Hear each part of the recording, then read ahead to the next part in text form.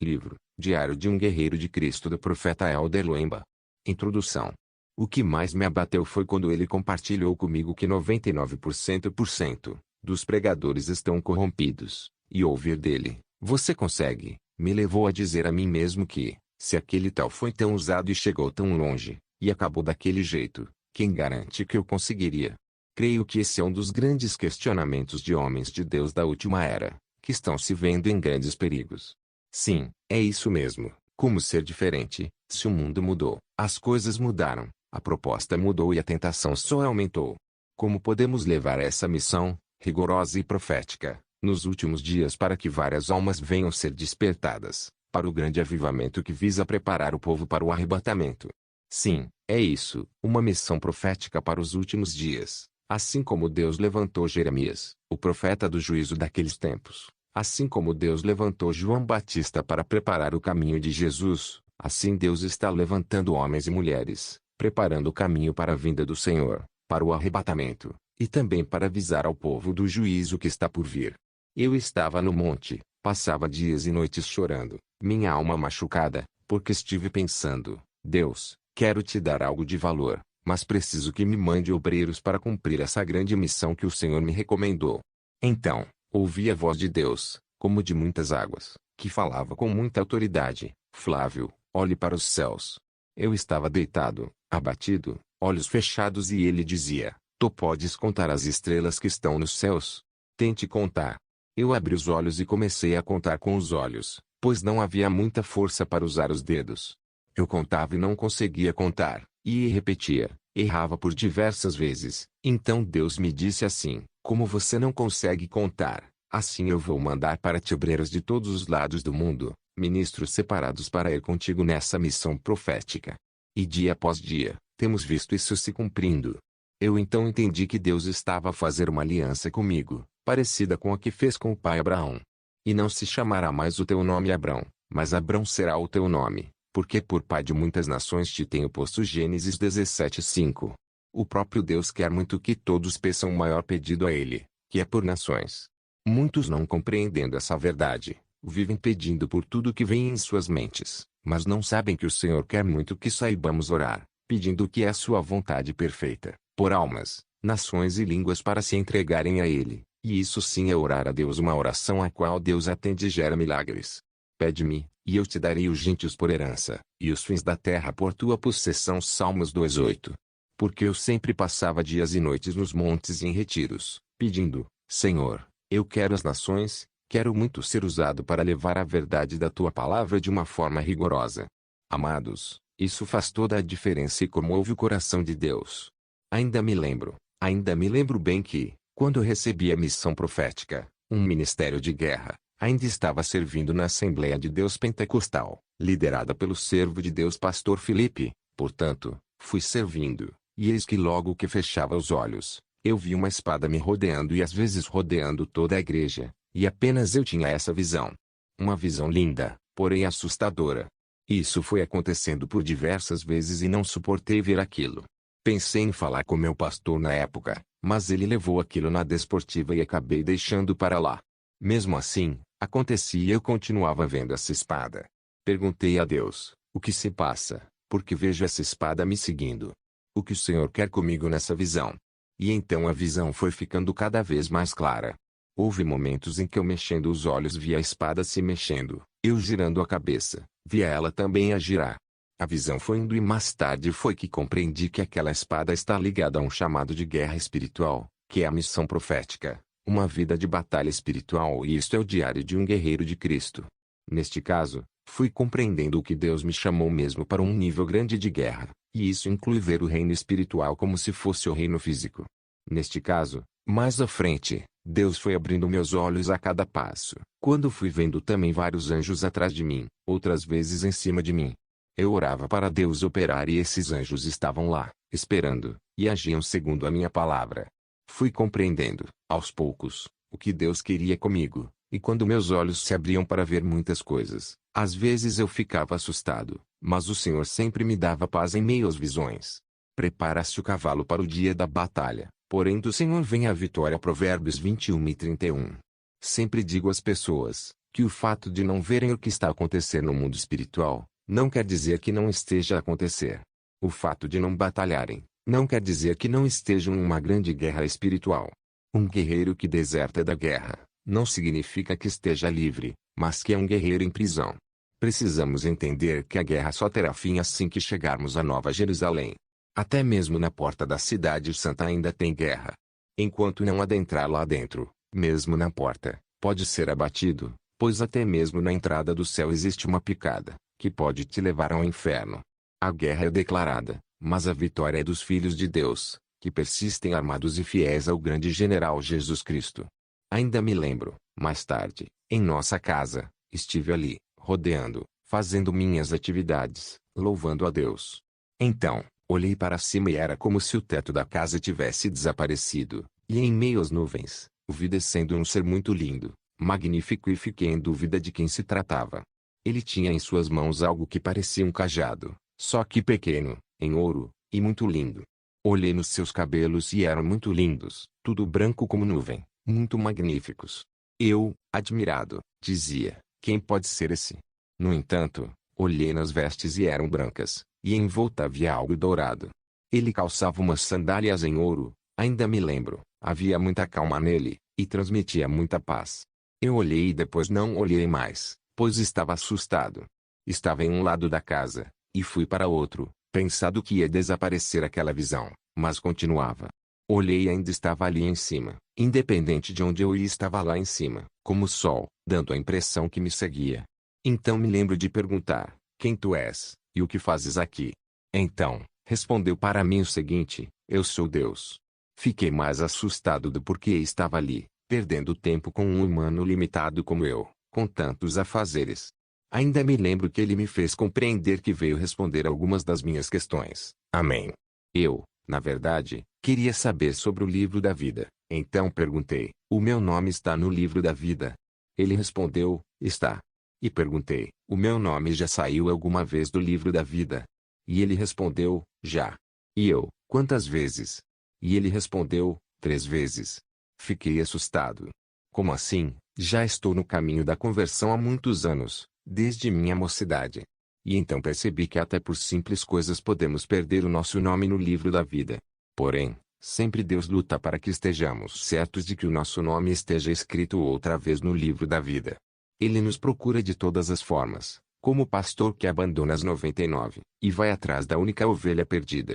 Quão profundo é o seu amor, porque me lembro como falei da outra vez, no livro Segredos Divinos, que quando fui arrebatado 3 vezes ao inferno devido a pecados insignificantes, creio que era simbólico para refletir sobre as 3 vezes que riscaram o meu nome do livro da vida. No entanto, fiquei triste, mas alegre, sabendo que meu nome está escrito de novo no livro da vida. Porém, sei que não é para eu me distrair, porque uma das coisas que deve ter tirado meu nome, creio que foi quando decidi abandonar o ministério que Deus me confiou, largando tudo, entregando a outro e dizendo que iria viver a minha vida. Então fui levado a me arrastar sobre o chão do inferno enquanto meu corpo ia queimando. Queria mesmo também perguntar, se tivesse oportunidade, quantas vezes o nome de alguém pode ser apagado e reescrito no livro da vida, se existia algum limite. Mas não tinha essa pergunta em mente àquela altura. Perguntei de novo e ele ainda estava lá, sentado sobre as nuvens, mas podia falar comigo, pois parecia que estava bem perto da minha casa, ou mesmo dentro dela. Perguntei de novo, sobre uma irmã de quem vou esconder a identidade por não ter permissão de relatar, o seu nome está no livro da vida. E ele respondeu, não está, o nome dela está riscado do livro da vida, está no inferno. Quando falei, ela não aceitou. Disse que era impossível. Creio que Deus vai continuar a lutar para que seu nome venha a ser escrito outra vez do livro, pois muitos cristãos ou mesmo milhares de milhares, não têm seus nomes escritos no livro do céu, faz tempo, mas não conseguem se analisar. Existem muitas pessoas, pastores, pregadores, cantores, povos e línguas que pensam que estão com seus nomes escritos, mas eles não sabem, não entendem, que se seus nomes ali não estiverem no dia do arrebatamento, eles ficam, e se morrerem agora deverão cair no inferno por conta disso. Quero implorar-te a perguntar a Deus, como você está de verdade, ou a passar por um processo de purificação e santificação para que teu nome volte para o livro, senão será fatal. E a morte e o inferno foram lançados no lago de fogo. Esta é a segunda morte. E aquele que não foi achado escrito no livro da vida foi lançado no lago de fogo. Apocalipse 22.14,15. E não entrará nela coisa alguma que contamine, e cometa abominação e mentira, mas só os que estão inscritos no livro da vida do Cordeiro. Apocalipse 21:27. E peço-te também a ti, meu verdadeiro companheiro, que ajudes essas mulheres que trabalharam comigo no Evangelho, e com Clemente, e com os meus outros cooperadores, cujos nomes estão no livro da vida. Filipenses 4:3. E vi os mortos, grandes e pequenos, que estavam diante de Deus, e abriram-se os livros, e abriu-se outro livro, que é o da vida. E os mortos foram julgados pelas coisas que estavam escritas nos livros, segundo as suas obras. Apocalipse 20:12. A minha missão profética é garantir e trabalhar para que os nomes de meus irmãos em todos os cantos do mundo venham a estar escritos no livro da vida, e se foram apagados, que haja arrependimento sincero para que, dessa forma, sejam escritos outra vez, para que todos tenham o direito de herdar a glória infinita de Deus. Mas a missão é árdua, pois envolve guerra diária com demônios de todas as escalas, que querem que os nossos amigos venham a se perder no engano ou através da perdição mundana. Os demônios não querem que nenhum de nós venha a ser salvo, pois sabem que não poderão mais estar naquela grande glória, a qual estamos a caminho. Que Deus ajude a cada guerreiro aqui.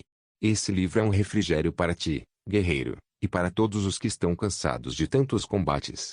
Vocês só precisam suportar, pois o tempo de descanso está a chegar.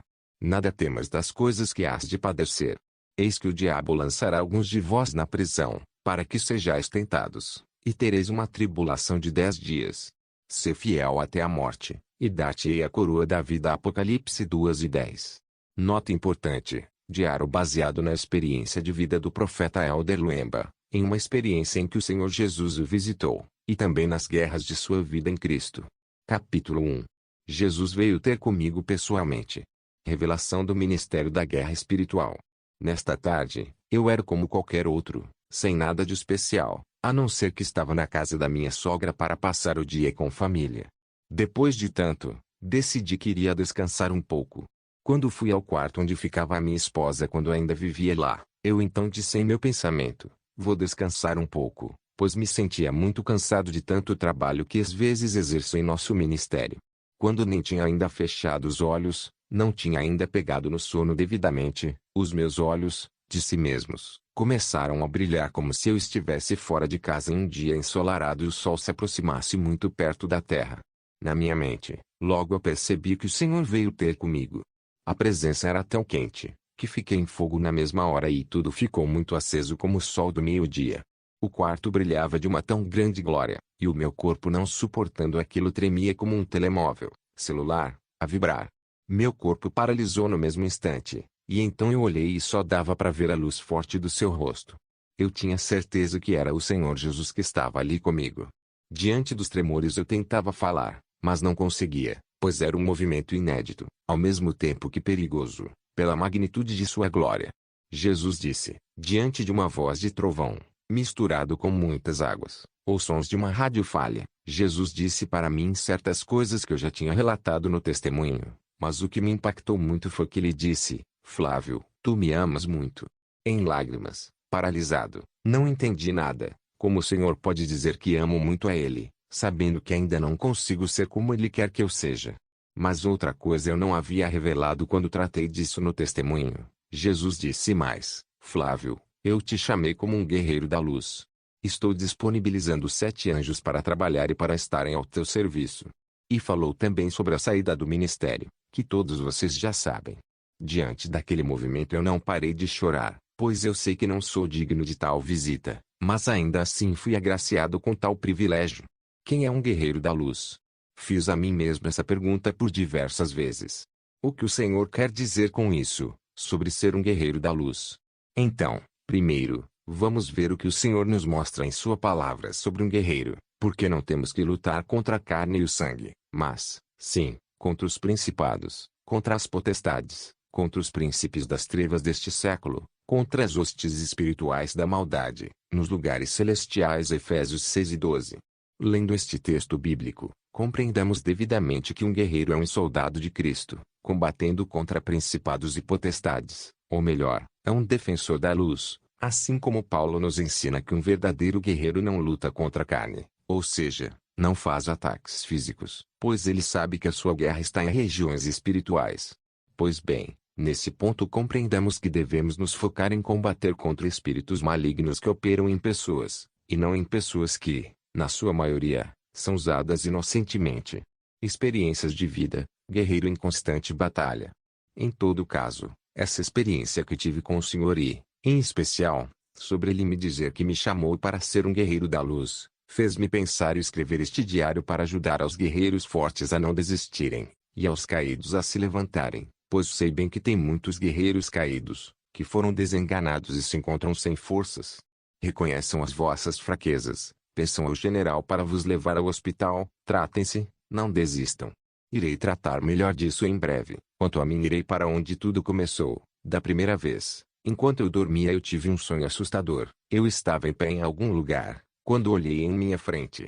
Vinha uma grande multidão de pessoas, corriam sem parar. Eles iam atrás de algo, pisavam em mim e não se importavam que tinha alguém caído, que estava sangrando e morrendo. Eu gritava, em meu sonho, de dor, mas a multidão incontável não olhava para baixo, não se importava que me pisava. Quando todos passaram, eu fiquei caído no chão, ossos quebrados, sem força para levantar, só chorava. Então, despertei e perguntei a Deus o porquê desse sonho horrível, e então compreendi que nós estamos num lugar em que todos chamam de terra, mas eu chamo de selva, onde todos querem atingir seus objetivos, não importando se irão ferir alguém. Ninguém quer saber da tua dor, ou se está a pisar em ti. Terra triste. Foi da forma mais triste que compreendi que Deus não nos colocou aqui para diversão, mas sim para pegar nas armas e combater incansavelmente. Em outro momento, eu dormi, e quando vinha novamente uma grande multidão de gente, chegando onde eu estava, pisaram em mim até que eu fiquei deitado sem forças. Enquanto todos levantavam as mãos dizendo, estamos por cima, em meu coração eu dizia, será que essa gente não percebe que está por cima de mim e que estou a sofrer? Mas não. Eles só se importavam com o fato de que podiam estar por cima.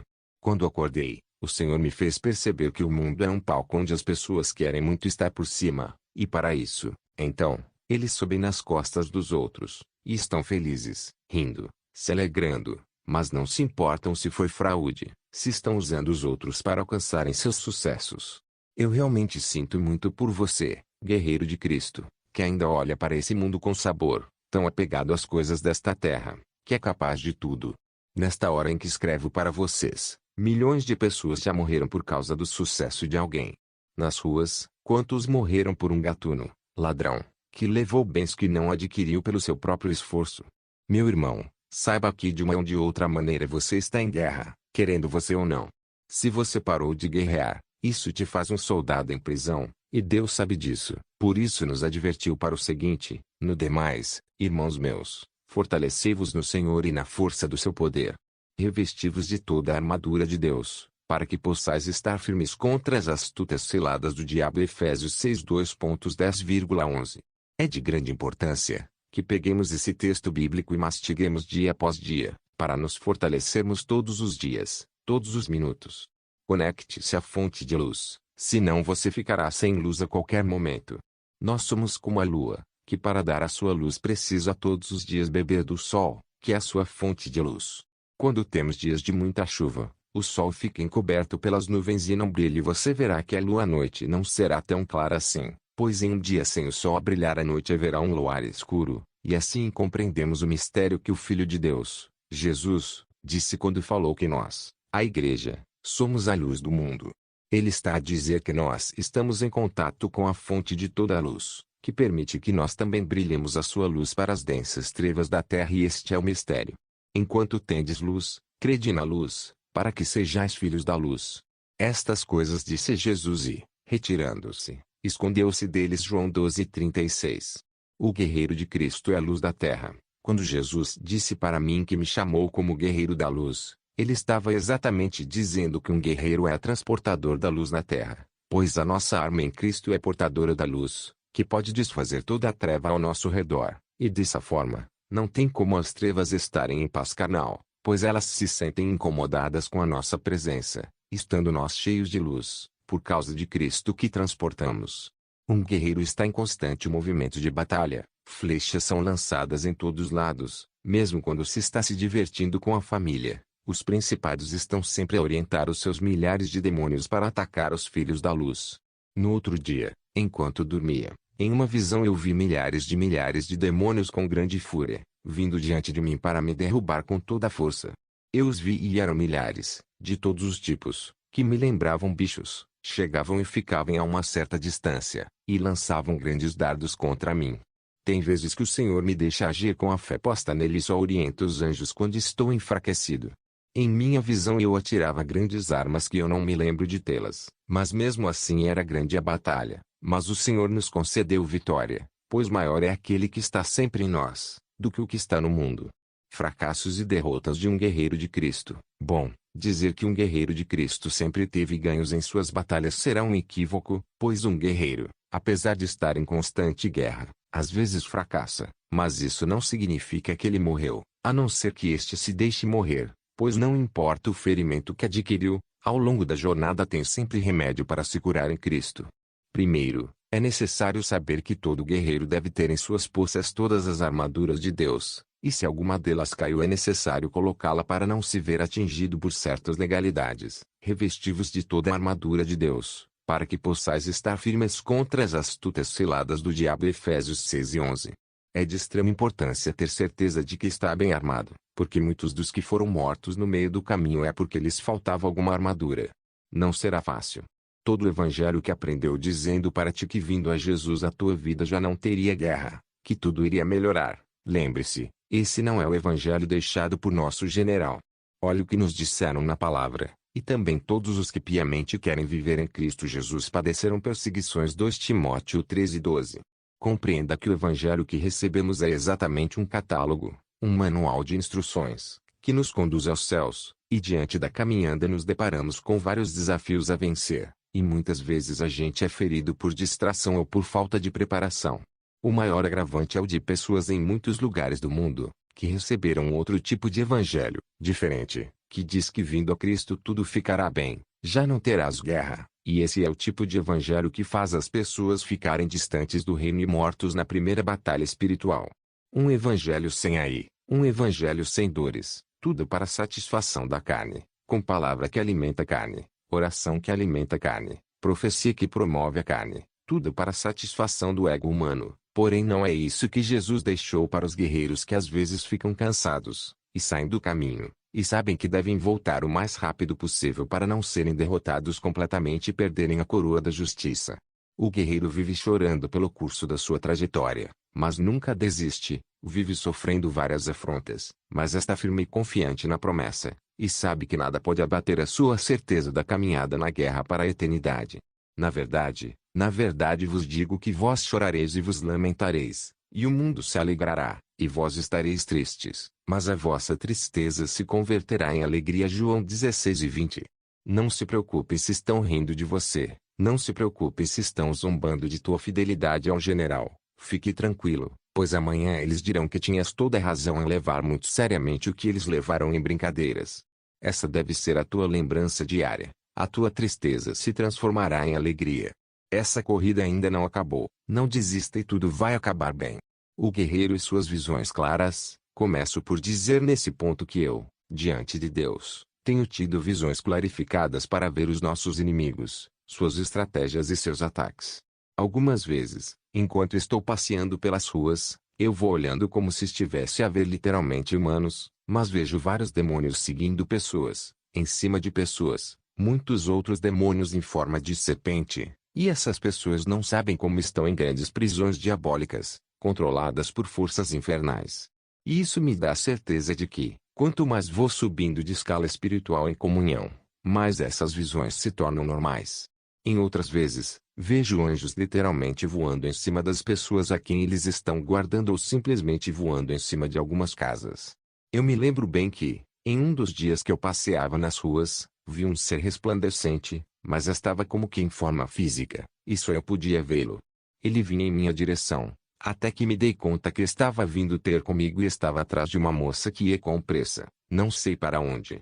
Falei para as pessoas, vocês viram o anjo que passou por nós, aqui atrás dessa moça. Mas ninguém viu. Com certeza aquele anjo foi mandado para socorrer aquela moça, que estava desesperada. Eu tentei chamá-la, mas não deu, pois ela já estava longe de nós. Os anjos do Senhor estão servindo com integridade a todos os guerreiros, não temos nada a temer. O Senhor nunca nos deixará só, Ele está conosco e direcionando os seus anjos para estarem de vigia por guerreiros fiéis à sua palavra eterna. O anjo do Senhor acampa-se ao redor dos que o temem, e os livra. Salmos 34:7.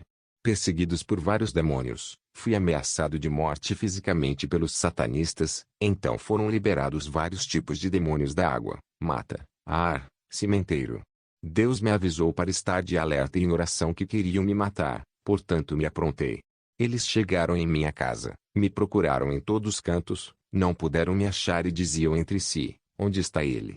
Quando em outro dia, veio alguém ter comigo, dizendo, foste procurado por vários demônios, mas eles não te acharam, porque estavas invisível. Glória! Nós somos guerreiros que por muitas vezes ficamos invisíveis e não somos achados. Em outro dia, apareceram de novo e dessa vez me acharam, mas felizmente, enquanto vinham me tocar, eu subi até as nuvens e não podiam me alcançar.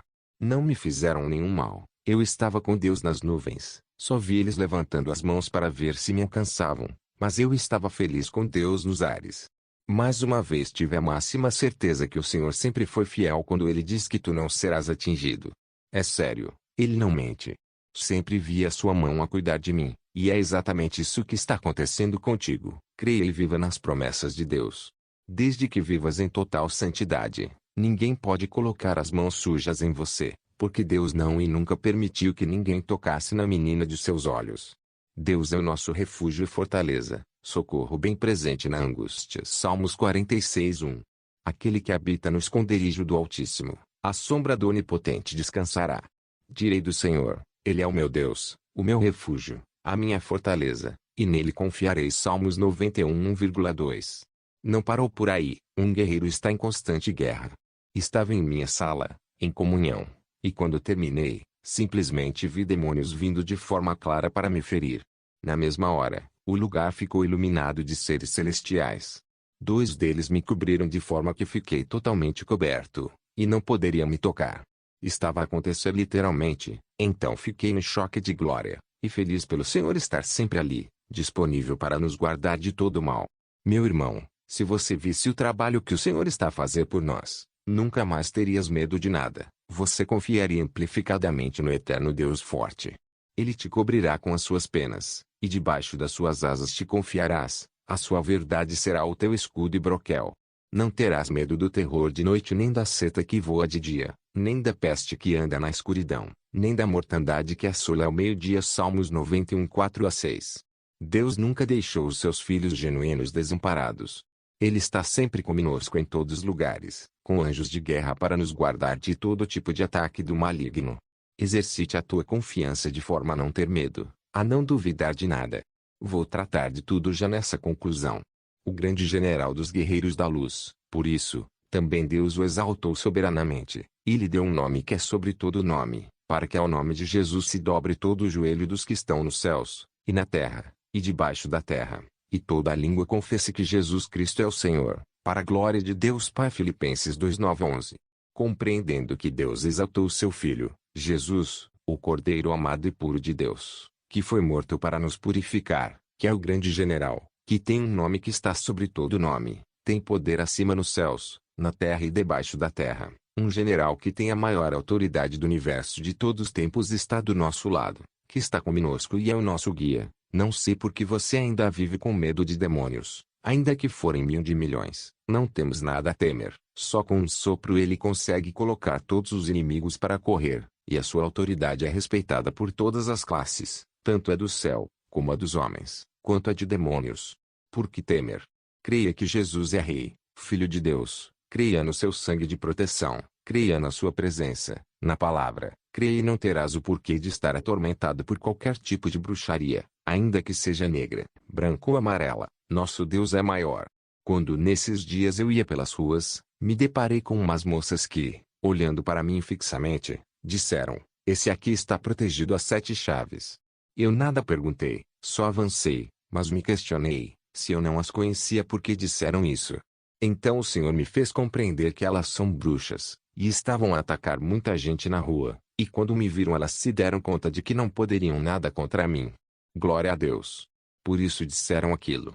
Lembre-se, você não tem que se assustar com obras de bruxaria. As tuas armas são mais poderosas que qualquer arma, sejam físicas ou das trevas. Não tens o porquê se assombrar se em ti está aquele que tem o nome que está sobre todo nome, se o poder mais superior do universo pertence ao Filho de Deus, que nos guarda sem pegar no sono. Aleluia. O meu socorro vem do Senhor que fez o céu e a terra. Não deixará vacilar o teu pé, aquele que te guarda não tosquenejará. Eis que não tosquenejará nem dormirá o guarda de Israel. O Senhor é quem te guarda, o Senhor é a tua sombra à tua direita. Salmo 121, 2-50. O nosso guarda, a nossa segurança, guerreiro da luz, ele nunca dormiu, está sempre atento aos seus. Ai do infeliz que tentar a sorte, acabará consumido. Nosso socorro vem dele, não foi em vão sangue derramado.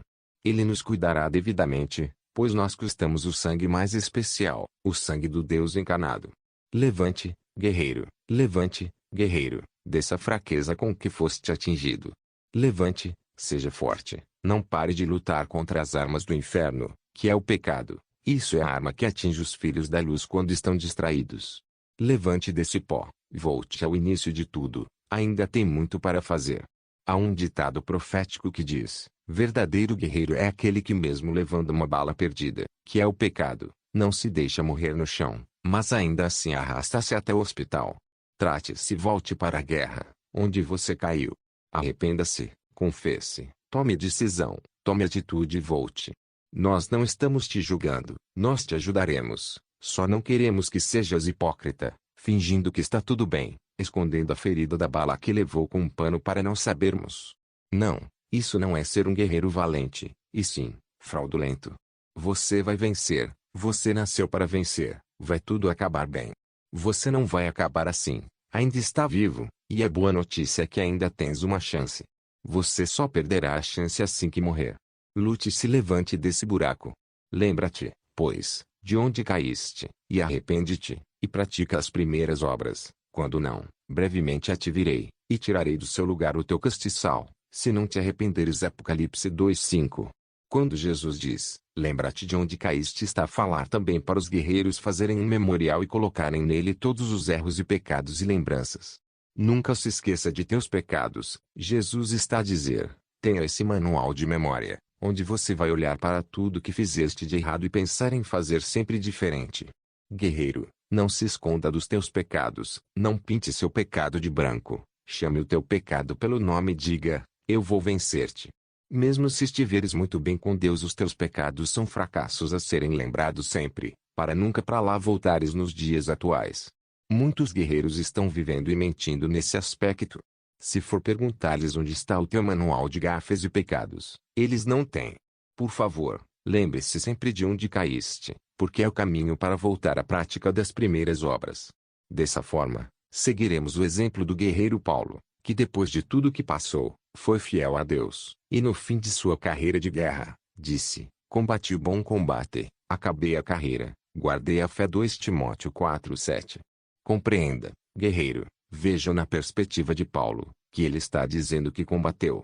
Imagine que ele está a dizer que não foi fácil a guerra, o combate, mas ainda assim ele guardou a fé, usando todas as armas que Deus colocou à sua disposição através da palavra. Eu estou certo de que ouvirei isso de ti, combatemos um bom combate, em outras palavras, vencemos na guerra contra o pecado, de se manter firme em Cristo, não dando lugar ao diabo. Você já venceu, amém. Continue no capítulo 2, Deus abençoe, amém. Capítulo 2. Estamos em guerra, posicione-se ou você morrerá. E houve batalha no céu, Miguel e os seus anjos batalhavam contra o dragão. E batalhavam o dragão e os seus anjos, mas não prevaleceram, nem mais o seu lugar se achou nos céus. E foi precipitado o grande dragão, a antiga serpente, chamada o Diabo, e Satanás, que engana a todo mundo. Ele foi precipitado na terra, e os seus anjos foram lançados com ele. Apocalipse 12:7-9. Bom, devo em primeiro lugar dizer-te que as guerras não começaram na terra. Tudo começou num lugar maravilhoso, onde só há paz e amor. Entre os anjos havia um ser de grandes qualidades, que foi considerado especial, e que por causa de sua formosura e capacidades dadas pelo próprio Deus, ele se envaideceu, querendo ser como Deus, e isso fez dele um monstro, o maior demônio da história, chamado Satanás. Ele fez uma guerra contra Miguel e seus anjos, só que não sendo capaz de vencê-los foi expulso do céu e hoje ele está no meio de todos, nu e envergonhado, fazendo guerra dia após dia contra a humanidade, para destruir a raça humana da vontade de Deus. Um anjo ferido e caído, que vem lutando para se vingar de seus traumas. Nesta senda os homens devem compreender as suas táticas de guerra, as suas astúcias, caso contrário serão aniquilados, pois esse demônio maior não está rindo com ninguém, está com fúria, querendo a todo custo tragar a primeira presa que aparecer em sua frente. Veja que os mesmos demônios que lutaram contra Jeremias, quando colocaram ele em um calabouço, que lutaram contra Davi, quando usaram o leão e o urso para destruir as suas ovelhas, os mesmos demônios que usaram as pessoas que crucificaram a Cristo, que lutaram contra Paulo e o esbofetearam, em suma, tantos outros que fizeram guerra contra os santos nos tempos passados não morreram, não desapareceram, não estão parados em serviço, não estão com sono, pois eles não dormem. Estes são os mesmos infelizes traumatizados, trabalhando dia e noite para tirar você da presença de Deus. Se os homens de Deus no passado foram vigilantes, perseverantes, lutaram com toda a perseverança, perseveraram na doutrina, e guardaram as suas coroas, você acha mesmo que com este tipo de cristianismo de sono profundo você está em vantagem? É muito mais que ir à igreja todos os domingos, orar antes de dormir ou ler a Bíblia sempre que possível. Exatamente, é necessário se ter uma vida de disciplina nas coisas de Deus, de entrega total, viver amplificadamente para Deus, ter uma vida de oração sem parar, não uma santidade momentânea, mas uma santidade perpetuamente. Muitos estão brincando com isso, não sabendo que estão em grandes problemas como o mundo das trevas. Orando em todo o tempo com toda a oração e súplica no Espírito, e vigiando nisto com toda a perseverança e súplica por todos os santos. Efésios 6:18. Não durmamos, pois, como os demais, mas vigiemos, e sejamos sóbrios. 1 Tessalonicenses 5:6.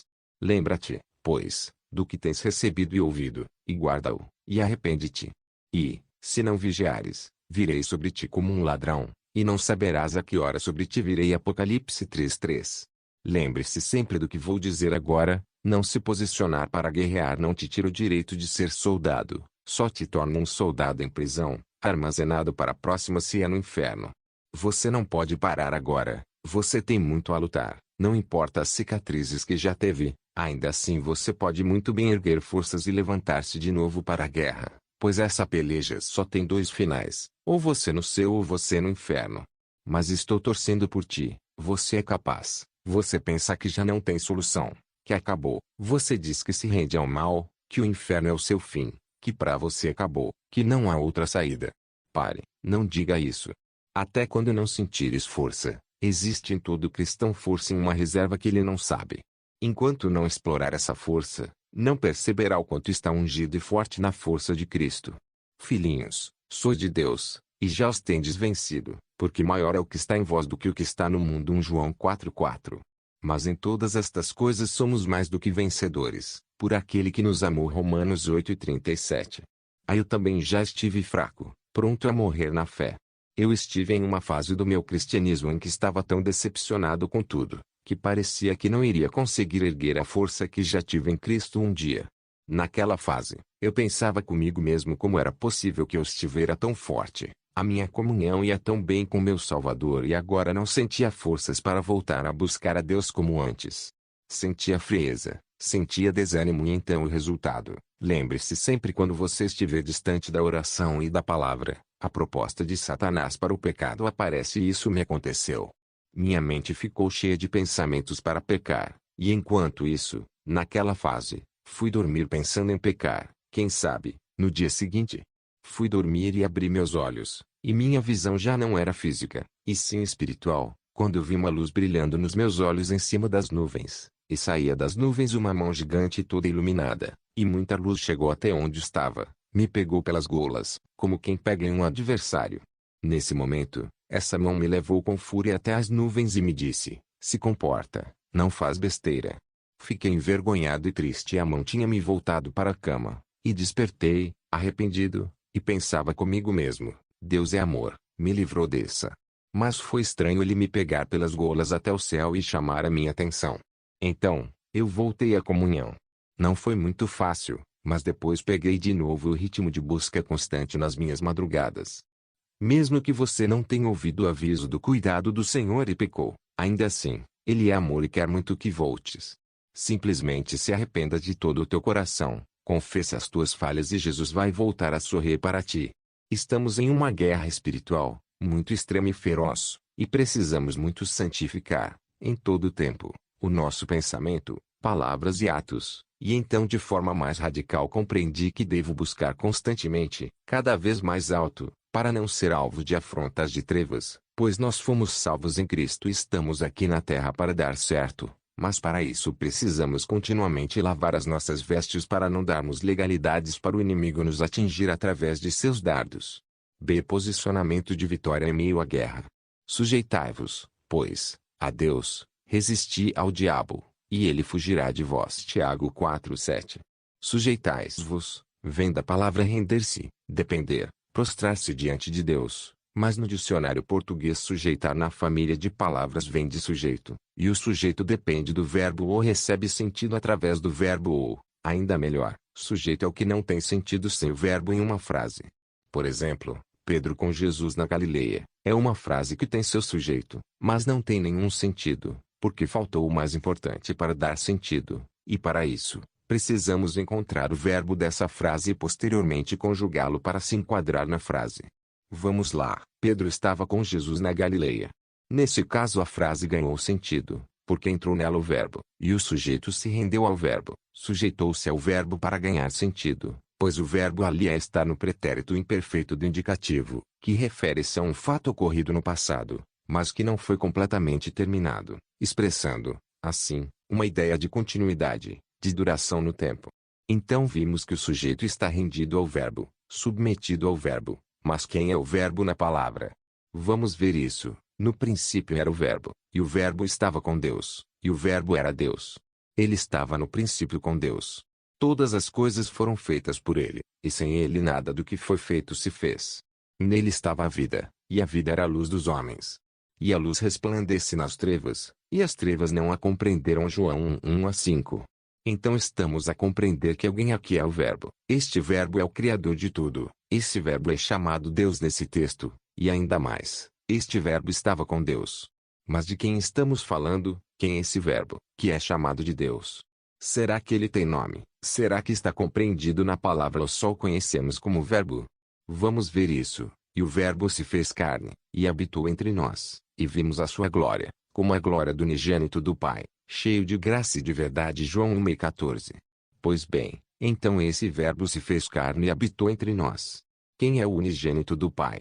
Então o verbo é unigênito do Pai, ou melhor, é filho de Deus? Quem é ele? Porque Deus amou o mundo de tal maneira que deu o seu Filho unigênito, para que todo aquele que nele crê não pereça, mas tenha vida eterna. João 13:16. Então, em outras palavras, Deus Pai enviou seu único Filho, Jesus, para o mundo, e é ele o verbo vivo, que dá sentido à frase da vida de qualquer pessoa.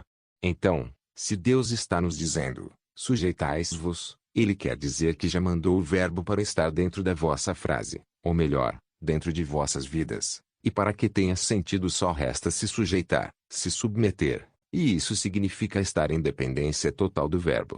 Não vamos nos distrair da palavra verdadeira, porque qualquer pessoa que não estiver sujeito a Deus será derrotado. Então vamos compreender a parte B, que é a resistência.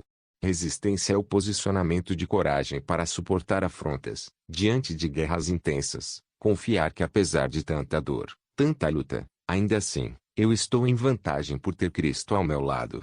A maior marca de resistência é Jesus.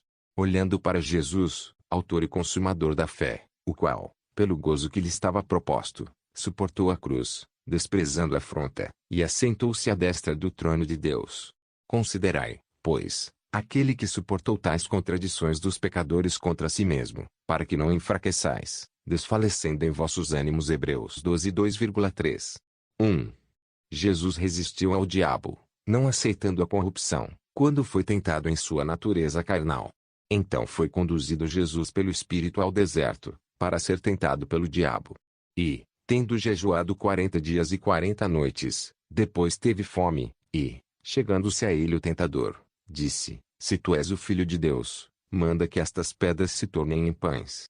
Ele, porém, respondendo, disse: Está escrito, nem só de pão viverá o homem, mas de toda a palavra que sai da boca de Deus. Então o diabo o transportou à cidade santa, e colocou-o sobre o pináculo do templo, e disse-lhe: Se tu és o Filho de Deus, lança-te de aqui abaixo, porque está escrito, que aos seus anjos dará ordens a teu respeito, e tomar-te-ão nas mãos, para que nunca tropeces com o teu pé em alguma pedra. Disse-lhe Jesus: Também está escrito, não tentarás o Senhor teu Deus. Novamente o transportou o diabo a um monte muito alto, e mostrou-lhe todos os reinos do mundo, e a glória deles. E disse-lhe: Tudo isto te darei se, prostrado, me adorares. Então disse-lhe Jesus: Vai-te, Satanás, porque está escrito, ao Senhor, teu Deus, adorarás e só a ele servirás. Mateus 4:1-10. 2. Jesus resistiu ao diabo quando foi colocado na cruz, a morte mais vergonhosa de todas. Cristo nos resgatou da maldição da lei, fazendo-se maldição por nós, porque está escrito, maldito todo aquele que for pendurado no madeiro. Gálatas 13:13. 3. Jesus resistiu ao diabo, quando tentava profanar o seu corpo, isto é a representação do templo. E entrou Jesus no templo de Deus, e expulsou todos os que vendiam e compravam no templo, e derribou as mesas dos cambistas e as cadeiras dos que vendiam pombas, e disse-lhes: Está escrito, a minha casa será chamada casa de oração, mas vós a tendes convertido em covil de ladrões. E foram ter com ele no templo cegos e coxos, e curou-os. Mateus 21:12-14. Você está realmente resistindo ao diabo ou está a cooperar com o diabo? Até qual nível de resistência você está alcançando? Nível de resistência é igual a nível de santidade. Se prepare-se para a guerra. No demais, irmãos meus, fortalecei-vos no Senhor e na força do seu poder. Efésios 6:10. Paulo, apóstolo de Jesus Cristo, nosso irmão na fé, nos exorta a nos fortalecer na palavra. Exatamente isso, a preparar-nos para a guerra. Um dia, um amigo meu que tem dado ênfase a este evangelho da graça, que eu considero graça liberal, entrou em uma contradição comigo, dizendo que batalha espiritual não existe, ou melhor, nós não estamos empenhados numa grande guerra contra forças maléficas. Eu disse a ele: pense bem no que a palavra de Deus nos diz, porque não temos que lutar contra a carne e o sangue, mas, sim, contra os principados, contra as potestades, contra os príncipes das trevas deste século, contra as hostes espirituais da maldade, nos lugares celestiais. Efésios 6:12. Então, será que os irmãos da graça liberal não entenderam esse texto, quando a Bíblia fala que não temos que lutar contra a carne, nem contra sangue, mas temos que lutar contra principados e todo tipo de hostes espirituais da maldade? Seja como for, estamos empenhados em uma grande guerra, querendo você ou não, e não guerrear não te torna menos soldado livre da guerra, mas sim um soldado em cativeiro. Precisamos compreender que esses bichos maléficos não ficam com fome e, se ficam, saiba que eles se alimentam de sangue humano e carne humana, não dormem e estão em constante batalha contra cristãos. O que quero aqui fazer é chamar-te a razão pela qual estamos em guerra e devemos lutar dia e noite, não uma luta como nós pensamos, mas da forma certa, não uma luta com armas físicas, mas, sim, com armas espirituais.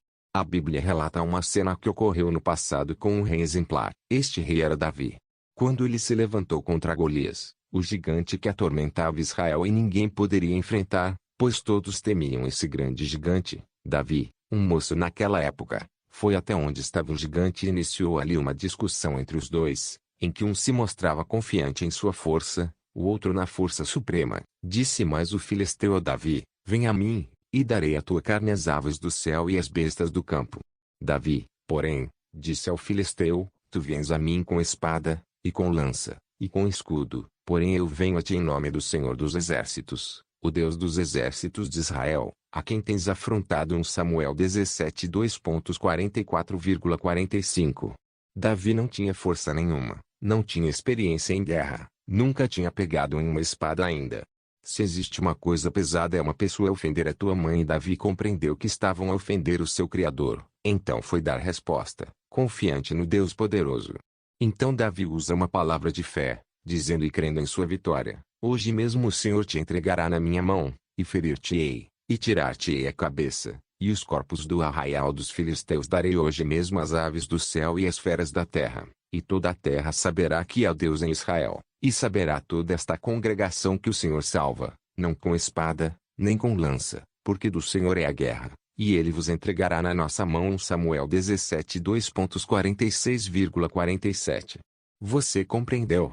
Davi não foi à guerra desprevenido, estava cheio de fé. A última frase me chama mais atenção. Todos saberão que o Senhor salva, não com espada, nem com lanças. O Senhor não precisa usar armas humanas para te salvar, e Davi ainda chama nosso Deus de Deus da guerra, e você devia saber que o Senhor é Deus da guerra. Ele nunca perdeu batalha nenhuma. Se você perdeu em uma batalha espiritual, saiba que não foi Deus ou você esteve a fazer sozinho as coisas. Não dependeu dele, porque o nosso Deus é majestoso. Então, inicia-se a guerra. Um estava com espadas e lanças, o outro estava simplesmente com pedrinhas, como uma criança luta com os pássaros. Mas Golias não sabia que aquela pedra que o atingiria, não era uma mera pedra, mas entendo na revelação de Deus que aquela pedra representa Jesus. Olha o que o próprio Jesus disse: pois também eu te digo que tu és Pedro, e sobre esta pedra edificarei a minha igreja, e as portas do inferno não prevalecerão contra ela. Mateus 16:18. Jesus disse: tu és Pedro, e sobre esta pedra, sobre quem? Sobre ele mesmo, Jesus, ou melhor dizendo, você é Pedro, e sobre mim mesmo, a pedra angular, edificarei a minha igreja, e as portas do inferno não prevalecerão contra ela. Sabe o que isso quer dizer? Que Golias nunca venceria Davi, se Davi em suas mãos estava pegando as pedras, que era a representação de Jesus. Golias via apenas pedrinhas, mas Davi viu o próprio Jesus, porque o nosso Cristo é o Rei dos Exércitos. Então Golias estava destinado ao fracasso, pois a pedra disse que as portas do inferno nunca venceriam a sua igreja, nunca venceriam os seus escolhidos. As portas do inferno podem vir gigantes, podem vir de alto escalão, milhares de milhares, mas contra a sua verdadeira igreja elas não prosperarão. Então assim terminou o gigante Golias. Assim Davi prevaleceu contra o filisteu, com uma funda e com uma pedra, e feriu o filisteu, e o matou, sem que Davi tivesse uma espada na mão. Samuel 17:50. O segredo que podemos aprender com Davi no seu secreto com Deus, que proporcionou essa fé e convicção nessa batalha, que para ele era física, mas nós aqui sabemos que aquela luta era 100% espiritual. 1. Davi tinha um particular secreto com Deus. Então disse Davi a Saul: teu servo apacentava as ovelhas de seu pai, e quando vinha um leão e um urso, e tomava uma ovelha do rebanho, eu saía após ele e o feria, e livrava da sua boca, e, quando ele se levantava contra mim, lançava-lhe mão da barba, e o feria e o matava. Assim feriu teu servo o leão, como o urso, assim será este incircunciso filisteu como um deles, porquanto afrontou os exércitos do Deus vivo. 1 Samuel 17:34-36. A questão não é simplesmente ir à guerra, é preciso passar numa escola de guerreiro, no particular, aprender a lição de casa, sem que ninguém veja, só você e Deus e mais ninguém. E Deus, que está te vendo no secreto, vai te recompensar em público por tudo o que fez no particular. Aprenda a lutar, a entrar em guerras orando, jejuando, destruindo as obras espirituais da maldade. 2. Davi era um adorador profundo. Louvarei grandemente ao Senhor com a minha boca, louvá-lo-ei entre a multidão. Salmos 109:30. Davi louvava grandemente a Deus, adorando com sua vida, dia e noite. Quando não estava ocupado com ovelhas, estava com sua harpa, cantando, orando, adorando a Deus. Eu aprendi uma lição, meus irmãos: adoração atrai a Deus poderosamente para a terra, adoração faz Deus levantar-se do trono, adoração move os céus, faz as plantas cantarem, as aves responderem, as plantas dançarem, adoração faz anjos descerem à terra e se juntarem aos verdadeiros adoradores. Davi era cheio da glória de Deus, porque era um adorador profundo. Em seus salmos podemos ver a sua vida profunda de louvor, adoração e oração. A sua vida profunda de adoração levava ele a estar em constante contato com Deus. Quer dizer que as suas baterias estavam carregadas de poder para vencer o maligno. Aprendi que no céu, quando os anjos de Deus não estão na guerra, estão adorando ao Pai, ou melhor, carregando as baterias, e eis a razão de uma vida profunda de adoração, e o seu resultado potente. Continue no capítulo 3. Deus abençoe. Amém. Capítulo 3. Intercessão.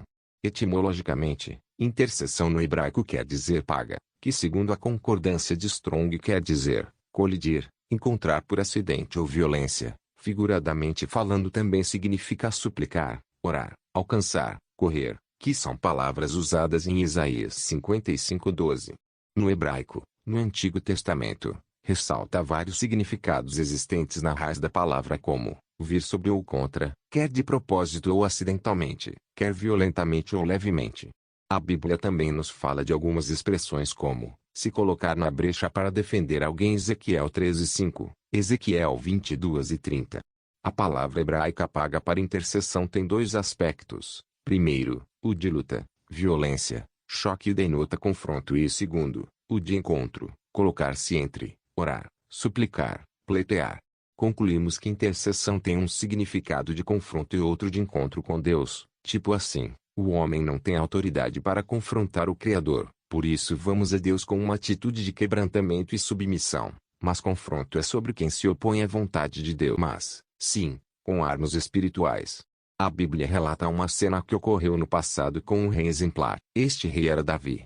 Quando ele se levantou contra Golias, o gigante que atormentava Israel e ninguém poderia enfrentar, pois todos temiam esse grande gigante, Davi, um moço naquela época, foi até onde estava o gigante e iniciou ali uma discussão entre os dois, em que um se mostrava confiante em sua força, o outro na força suprema. Disse mais o filisteu a Davi: vem a mim, e darei a tua carne às aves do céu e às bestas do campo. Davi, porém, disse ao filisteu: tu vens a mim com espada, e com lança, e com escudo, porém eu venho a ti em nome do Senhor dos Exércitos, o Deus dos exércitos de Israel, a quem tens afrontado. 1 Samuel 17:2.44,45. Davi não tinha força nenhuma, não tinha experiência em guerra, nunca tinha pegado em uma espada ainda. Se existe uma coisa pesada é uma pessoa ofender a tua mãe, e Davi compreendeu que estavam a ofender o seu Criador, então foi dar resposta, confiante no Deus poderoso. Então Davi usa uma palavra de fé, dizendo e crendo em sua vitória: hoje mesmo o Senhor te entregará na minha mão, e ferir-te-ei, e tirar-te-ei a cabeça, e os corpos do arraial dos filisteus darei hoje mesmo às aves do céu e às feras da terra, e toda a terra saberá que há Deus em Israel, e saberá toda esta congregação que o Senhor salva, não com espada, nem com lança, porque do Senhor é a guerra, e ele vos entregará na nossa mão. 1 Samuel 17:2.46,47. Você compreendeu? Davi não foi à guerra desprevenido, estava cheio de fé. A última frase me chama mais atenção: todos saberão que o Senhor salva, não com espada, nem com lanças. O Senhor não precisa usar armas humanas para te salvar, e Davi ainda chama nosso Deus de Deus da guerra, e você devia saber que o Senhor é Deus da guerra. Ele nunca perdeu batalha nenhuma. Se você perdeu em uma batalha espiritual, saiba que não foi Deus ou você esteve a fazer sozinho as coisas, não dependeu dele, porque o nosso Deus é majestoso. Então, inicia-se a guerra. Um estava com espadas e lanças, o outro estava simplesmente com pedrinhas, como uma criança luta com os pássaros. Mas Golias não sabia que aquela pedra que o atingiria, não era uma mera pedra, mas entendo na revelação de Deus que aquela pedra representa Jesus. Olha o que o próprio Jesus disse: pois também eu te digo que tu és Pedro, e sobre esta pedra edificarei a minha igreja, e as portas do inferno não prevalecerão contra ela. Mateus 16:18. Jesus disse: tu és Pedro, e sobre esta pedra, sobre quem? Sobre ele mesmo, Jesus, ou melhor dizendo, você é Pedro, e sobre mim mesmo, a pedra angular, edificarei a minha igreja, e as portas do inferno não prevalecerão contra ela. Sabe o que isso quer dizer? Que Golias nunca venceria Davi, se Davi em suas mãos estava pegando as pedras, que era a representação de Jesus. Golias via apenas pedrinhas, mas Davi viu o próprio Jesus, porque o nosso Cristo é o Rei dos Exércitos. Então Golias estava destinado ao fracasso, pois a pedra disse que as portas do inferno nunca venceriam a sua igreja, nunca venceriam os seus escolhidos. As portas do inferno podem vir gigantes, podem vir de alto escalão, milhares de milhares, mas contra a sua verdadeira igreja elas não prosperarão. Então assim terminou o gigante Golias. Assim Davi prevaleceu contra o filisteu, com uma funda e com uma pedra, e feriu o filisteu, e o matou, sem que Davi tivesse uma espada na mão. Samuel 17:50. O segredo que podemos aprender com Davi no seu secreto com Deus, que proporcionou essa fé e convicção nessa batalha, que para ele era física, mas nós aqui sabemos que aquela luta era 100% espiritual. 1. Davi tinha um particular secreto com Deus. Então disse Davi a Saul: teu servo apacentava as ovelhas de seu pai, e quando vinha um leão e um urso, e tomava uma ovelha do rebanho, eu saía após ele e o feria, e livrava da sua boca, e, quando ele se levantava contra mim, lançava-lhe mão da barba, e o feria e o matava. Assim feriu teu servo o leão, como o urso, assim será este incircunciso filisteu como um deles, porquanto afrontou os exércitos do Deus vivo. 1 Samuel 17:34-36. A questão não é simplesmente ir à guerra, é preciso passar numa escola de guerreiro, no particular, aprender a lição de casa, sem que ninguém veja, só você e Deus e mais ninguém. E Deus, que está te vendo no secreto, vai te recompensar em público por tudo o que fez no particular. Aprenda a lutar, a entrar em guerras orando, jejuando, destruindo as obras espirituais da maldade. 2. Davi era um adorador profundo.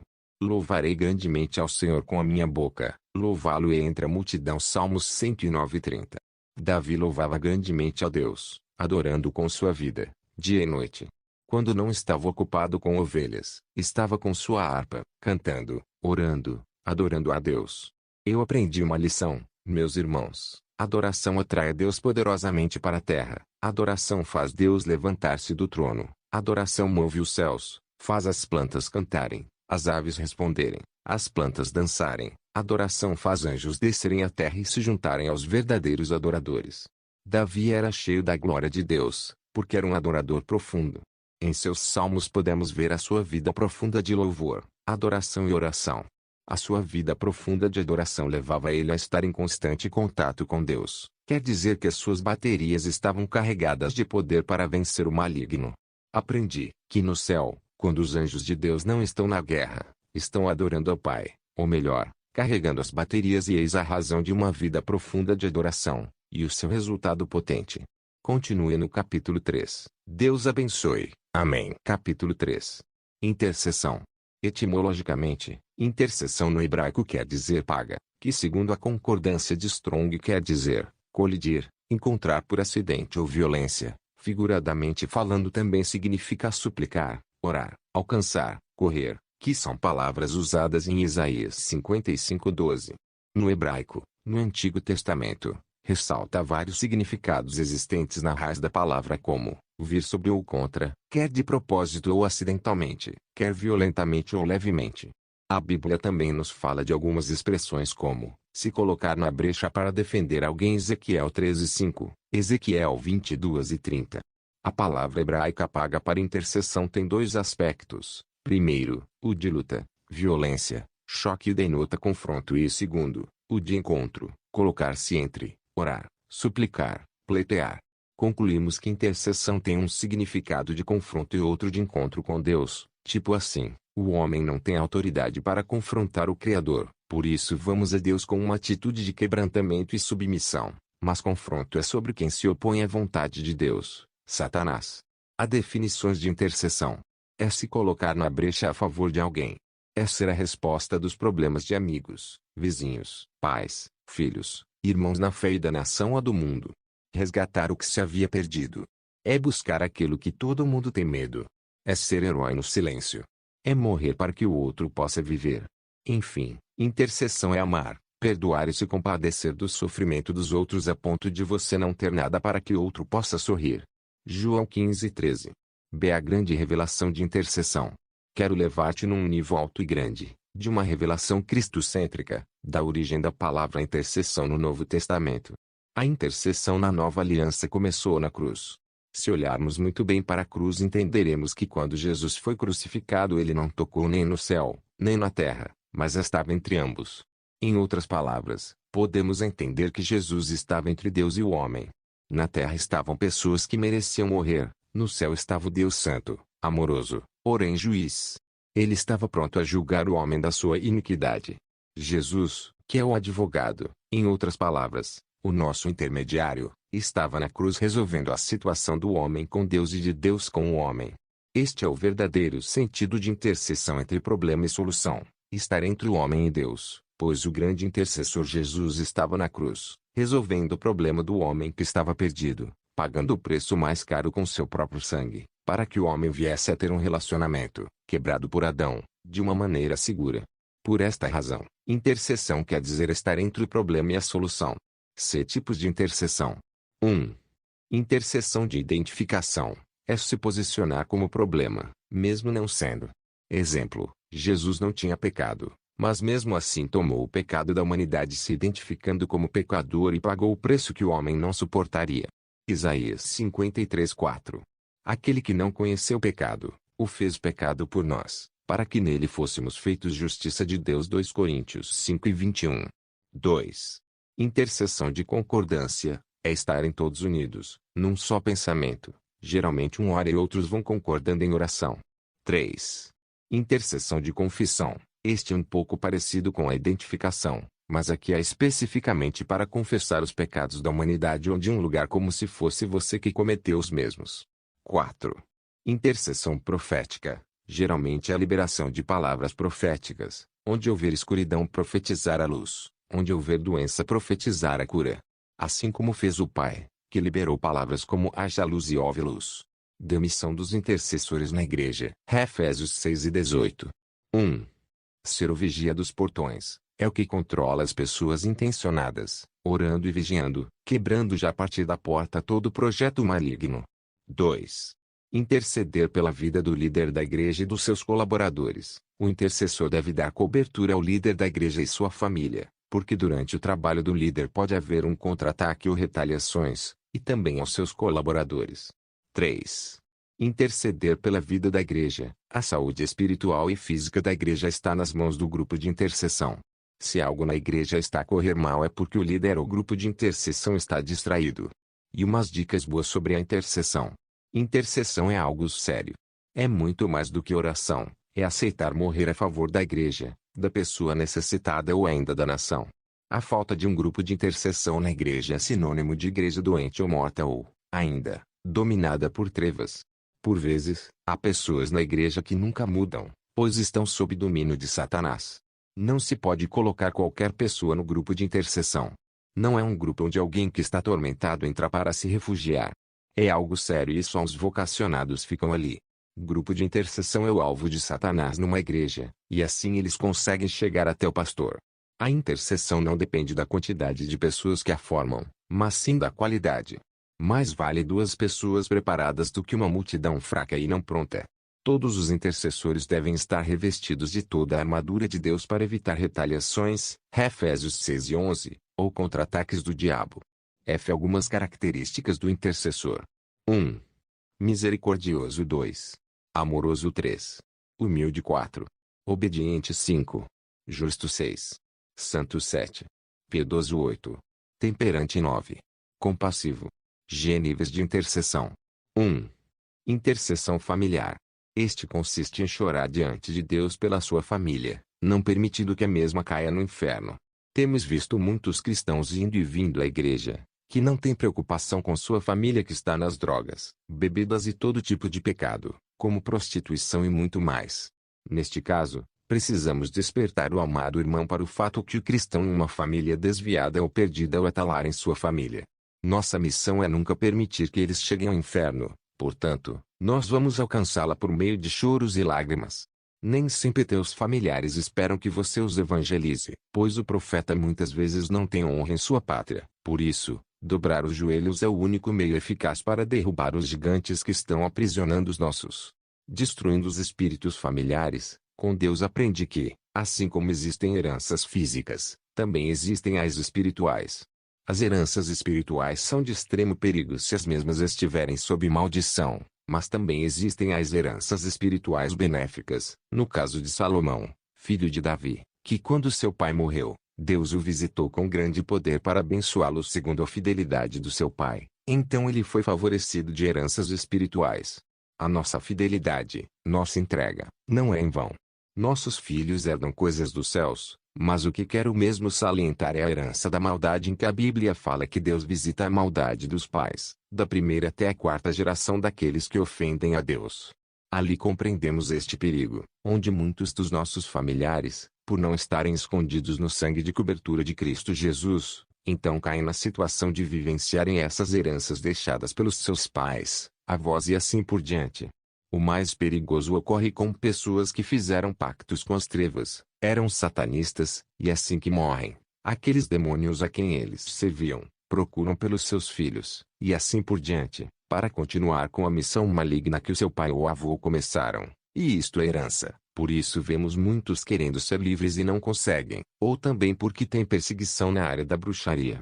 A não ser que eles se entreguem verdadeiramente ao sangue de Jesus e vivam profundamente em Cristo, acabarão por cair nas mesmas coisas deixadas a eles como herança. E esta é a razão de Deus procurar pelos intercessores na família, porque estes estarão entrando numa peleja feroz, com intercessão de identificação, profética ou de confissão, para derrubar esses demônios que estão levando a tua família a viver dessa forma, que desagrada a Deus. E não basta pregar para a sua família.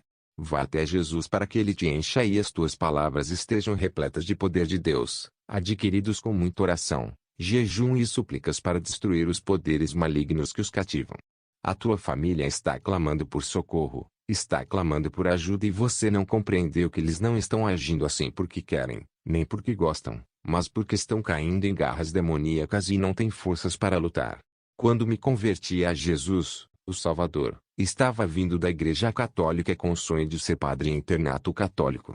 Depois de fazer a virada e conhecer a Deus em verdade, Deus me fez compreender essa realidade da minha família, que precisava sair dessa prisão. Meu irmão mais velho, Oscar John, estava desviado de Deus. Minha mãe estava desviada de Deus e estava bebendo muito. Entramos nessa guerra e o Senhor mostrou-me em visão onde estava preso meu irmão mais velho. Passei a noite orando por ele, fui ter com ele dizendo, Deus mostrou-me um cativeiro, e vamos resgatar você dali. Enquanto orava com ele, vi que ele estava sendo resgatado por anjos do Senhor. Depois desse resgate ele se rendeu de volta a Cristo e hoje é um servo de Deus, um apóstolo do Deus vivo. Compreendi que muitos precisam ter essa iniciativa, não julgar, mas ir buscar aquele que se perdeu, como Jesus fez por nós. O pastor Moisés e eu, depois de tempos de retiros e montes orando pela libertação dos nossos, fomos até onde estava minha mãe e a encontramos com uma cerveja na mão, e profetizamos, hoje é teu último dia de bebida. Ela retrucou dizendo, impossível. O pastor pegou na cerveja e oramos nessa cerveja, dizendo, Senhor, a partir de agora, essa bebida é a última que ela vai beber. E se tornou algo impuro, também para ela. Profetizamos, assim que ela terminar de beber essa bebida sobre a qual estamos orando, tudo mudará no seu organismo. Depois da oração ela riu e bebeu fazendo piada da nossa oração. Naquele mesmo dia ela nunca mais bebeu cerveja, se entregou a Jesus de volta, foi para a igreja que íamos naquela época e até hoje ela está salva, rigidamente nos caminhos do Senhor. Hoje ela é líder das senhoras de todas as igrejas e filiais da missão profética, serva de Deus com autoridade e amor às almas. Estás me entendendo? A tua família só está como está porque você não quer trabalhar com rigor, e eu suponho que tu não amas a tua família. Como você está a permitir que a pessoa que te deu a luz caia no inferno, sendo tu já filho do céu? Tu devias jejuar e orar sem parar para que tua mãe se converta em verdade e teus familiares se convertam na sinceridade com Deus. Você precisa acordar a tua família, clamar por socorro, por um profeta compassivo que se importa com as almas dos seus e de todo o mundo. Faça alguma coisa, eu te imploro, por favor. Não deixe a tua família cair no inferno. Não levante e diga que eles podem cair no inferno, mas destrua primeiro o poder que os aprisiona. Só assim as coisas mudarão no teu seio familiar. 2. Intercessão territorial. Este é o segundo nível de intercessão, que visa velar, não só por tua família, mas em um nível mais elevado, por teu território onde você mora, bairro, província, estado. Então, se existem espíritos familiares, também há os territoriais, que controlam a tua rua, bairro ou mesmo estado. Esses não só procuram por famílias, mas mais do que isso, sua missão é manter bairros inteiros longe de Deus, onde promovem o álcool, as drogas, a prostituição e vários outros pecados, que fazem as pessoas viver cada vez mais longe de Deus. Não se engane, todo tipo de pecado é promovido por demônios. Nesse caso, muitos demônios estão destruindo o teu território. Você não consegue compreender, como pode ser. Não há cristianismo sério nesse bairro. Por que há tanto homossexualismo? Lembre-se que essas pessoas podem demonstrar que gostam disso, mas na verdade não. Elas estão sob influência demoníaca, que as seduziu a viverem dessa forma. Elas estão presas em um tipo de encantamento. Então procure não julgar esses últimos. Antes, chore com gritos por salvação, e se posicione como guerreiro para destruir os espíritos trevosos. Para que eles compreendam a libertação que Jesus lhes deu, é necessário que se levantes de uma forma rigorosa, guerreiro, e combata em jejum e oração. E quando for pregar, não serão meras palavras, mas sim, poder e autoridade, onde os demônios serão expostos, as prisões quebradas e por fim as almas salvas. Ah, se as igrejas compreendessem esse mistério, não teríamos esse tanto de pessoas indo ao inferno. A igreja está em um sono profundo, porque foi embriagada com a bebida de Satanás e até agora não despertou. Mas Jesus está a dar tempo, onde ele vai acordar a sua igreja dessa droga dormente, e creio que chegou. E tu que estás lendo este livro e as escamas estão caindo dos teus olhos, saia dessa distração em nome de Jesus. O teu bairro, cidade, avenida, em suma, estado, clamam por ti, como guerreiro, para socorrer almas e almas que estão caindo no inferno por tua ignorância e embriaguez. Assim que me converti, uns anos depois, percebi essa realidade espiritual. Então, fizemos um grupo de oração no bairro junto com meus irmãos biológicos e em Cristo, que posteriormente se tornou uma associação de ministérios cristãos em missão. Nesta senda reuniam-se em nossa própria casa pessoas de vários bairros da nossa província, e se tornou um ponto focal para resgate de almas, onde pudemos testemunhar muitos dos nossos amigos, ímpios outrora, se convertendo, se entregando a Jesus. Também testemunhamos várias obras de bruxaria sendo destruídas por conta da unção que se manifestou naquele lugar. Inclusive, vimos bruxos voando, caindo no chão, por conta do tanto de oração que aquele grupo buscava dia após dia, porque Jesus quer usar pessoas para destruir as entidades territoriais. Você pode ser essa pessoa e através de ti virão mais guerreiros. Você tem unção de multiplicação, não fique com sono, há muita coisa por fazer e você pode. Jesus está a contar contigo. Naquele grupo de novos convertidos, hoje vimos que nasceram realmente ministros do Evangelho, pastores, apóstolos, profetas, missionários, que pela graça de Deus estão servindo a Deus. Você não está a compreender ainda o que estou a dizer, que você pode muito na unção divina, na graça de Deus. Em alguns territórios, os demônios que estão agindo mais são sereias, serpentes, pombagiras, essas entidades que têm nome de sedução e que farão de tudo para você cair numa armadilha e apagar. Eles estão ali escondidos, atormentados, mas insistentes, e a sua missão é acabar com esse poder em você para que não se sintam atormentados, até você cair nessa armadilha. Se você não for prudente, se verá caindo nisso, mas se tu caiu por conta disso, não terminou por aí. Levante-se, confesse e volte ao caminho. Jesus está agindo em tua vida. Jesus está te levantando, te perdoando e te lavando de toda a sujidade que comeu. Volte a guerrear, guerreiro de Cristo. De tanta unção territorial que estava atuando em mim, me vi caído em umas das moralidades, sem saber como voltar. Então disse comigo mesmo: acabou, perdi. Então vi demônios chegando, colocando correntes nos meus pés, nas minhas mãos. Então toda a força acabou, toda a unção congelou, e eu sabia que agora estava em uma prisão do maligno, e fiquei um tempo nessa condição de prisioneiro, que é quando um guerreiro se torna cativo. Um dia disse comigo mesmo: não morra, não fique aqui nessa prisão, e mesmo sem força falei com meus irmãos. Chamei por ajuda de Deus, e quando isso aconteceu, Jesus veio pessoalmente me libertar e senti-me livre das prisões das sereias e serpentes, que com uma armadilha me fizeram estar sob uma fraqueza sem precedente. Então voltei a guerrear, a graça se multiplicou, o Senhor me animou, a prudência aumentou e agora conhecia muitas táticas do agir maligno, ataques de serpente e de leão. Mas sobre isso falarei em breve, pois nosso negócio agora é o que você deve fazer em tua cidade por causa de Cristo. Somos mais que vencedores em Cristo Jesus. 3. Intercessão nacional. Neste ponto, compreenderemos que a intercessão depende muito do nível de unção para confrontar principados, pois tem pessoas que vivem estagnadas em batalhar com demônios de pequeno escalão, que são demônios que devíamos ignorar por serem de autoridade pequena, assim como Paulo nos adverte que a nossa luta não é contra a carne, nem o sangue, mas contra principados, potestades, princípios, hostes da maldade, E desde já compreendemos que não devíamos lutar contra esses demônios pequenos. Triste é que os cristãos estão nesse estado por falta de autoridade. Estão expulsando um demônio de pequena estrutura, depois pensam que estão em grande autoridade com Deus. Uns passam a noite toda ou o dia todo expulsando um demônio pequeno, de imoralidade, que leva uma pessoa a se prostituir no corpo de alguém. Portanto, saiba que esses demônios são para serem expulsos e saírem na mesma hora, pois demônios que ficam em corpos físicos são os mais baixos na categoria espiritual, ao contrário dos demônios de grande escalão, que não perdem tempo prendendo uma só pessoa e vivendo no corpo de pessoas. Eles prendem um território inteiro, bairros e cidade. Outros ainda, que vamos falar agora na intercessão nacional, conseguem controlar uma nação com sua força maléfica, controlar quem entra no governo, na política, aquele que se tornará o próximo presidente da nação, etc.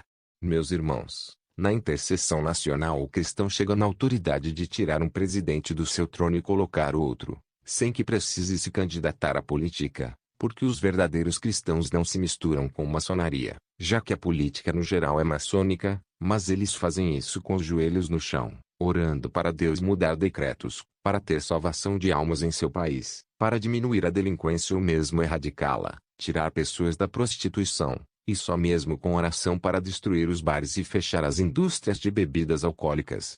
A oração, que está de acordo com a vontade de Deus, tem poder para mudar decretos no céu ou na terra. Ore pelo teu país. Fico vendo muitos crentes nas ruas fazendo manifestações para que o governo mude alguma coisa em tua nação.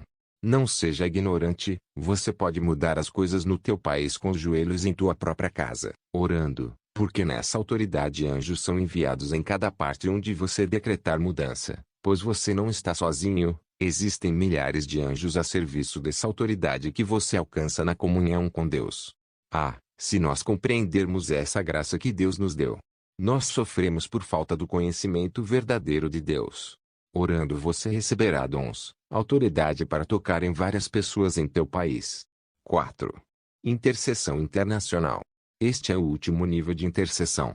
Neste ponto lidamos com demônios internacionais, que comandam os nacionais comandam os territoriais comandam os familiares comandam demônios, pessoa por pessoa. No entanto, com os internacionais a tua oração já não é uma oração qualquer, são bombas de dimensão internacional, em que você consegue mudar decretos ou ainda profetizar as nações. Em uma missão profética, muitas pessoas recebem visitas de entidades internacionais, porque já começaram a mexer não só com uma nação, mas muitas. Elas sentem-se incomodadas quando os outros não estão a conseguir te prender, então enviam os de escalão mais alto, e se mesmo assim não conseguirem você, então eles vão fazendo reuniões com seu rei Lúcifer para saber como agir, pois esse guerreiro está mexendo com esferas internacionais. Ele ora aqui, mas pessoas são libertas em várias partes do mundo. A sua oração, guerreiro, libera anjos para derrubar e destruir tudo o que os demônios já fizeram. Almas estão se despertando só com sua oração, pregação, profecias e, então, os demônios internacionais, que são hostes de maior escalão como Baphomet, Leviatã, etc. Isso mesmo, você foi chamado para estar nessa dimensão, que é a quarta dimensão de guerra, de autoridade, de unção onde muitos demônios tremem diante de grandes guerreiros, que têm uma vida de santidade plena e oração, em meio ao comprometimento com o devocional diário com Deus. Meu devocional diário com Deus. Como disse no parágrafo anterior, para você conseguir alcançar autoridade em uma unção internacional, saiba que ela não vem de bandeja, mas conquistá-la é resultado de uma vida profunda dotada de devocional, todos os dias, em um momento que marcas e que dizes que não queres mais nada com ninguém, somente com Deus. Ali vai se desenvolvendo intimidade, pois quanto mais você se conectar à fonte da luz, mais as tuas baterias estarão se abastecendo. E isso gera unção para que a tua oração tenha autoridade para mexer com hostes familiares, territoriais, nacionais e, por fim, internacionais. Toda a autoridade que tiveres provém do devocional, a santidade provém do devocional. O segredo é se entregar, se quebrar e confiar que Deus está ali todos os dias para te abastecer, como uma viatura que pode andar o dia inteiro, mas uma hora deve ir à bomba de combustível, seguir a fila, até que chegue a sua vez de abastecer para continuar a sua caminhada. Se você ignorar este quesito, vai chegar um momento em que o carro irá parar na estrada, porque terminou o combustível, e você ficará preso, viu só? Assim como um celular, você pode usá-lo o dia todo, mas vai chegar um momento em que ele vai sinalizar que precisa ser recarregado, então precisas ter o carregador em mãos, nesse caso, a Bíblia é a oração, e ficar conectado até ter o celular totalmente abastecido. Se você ignorar isso, chegará um certo momento em que você não terá nem a carga para ligar o celular. Se você colocá-lo no carregador, mas ao mesmo tempo quiser usá-lo, vai perceber que a bateria já não funcionará. Um erro que todos cometemos, e inclusive eu, risos, usando o celular ao mesmo tempo em que está carregando. Na vida espiritual, quando é para se conectar e se abastecer, não podes fazer outra coisa. Deve servir, só você e Deus, e isso significa devocional. Por isso se vê na Bíblia Deus visitando Adão em toda a viração do dia, pois o Senhor sabe da importância do devocional. Estar a sós com Deus reaviva as energias. Segundo a ciência, a lua durante o dia fica perto do sol para poder receber a luz do sol para, quando anoitecer, ter o que oferecer com seu lumiar. Há dias em que não houve sol, porque foi dia de chuva ou um clima úmido e fresco, e você verá que essa noite a lua não terá tanto para dar, porque ela depende da investida do sol durante o dia. Assim é o devocional. Vemos muitos tambores vazios, que ainda por cima fazem tanto barulho, pregadores que pensam que a autoridade está no gritar ou no pular.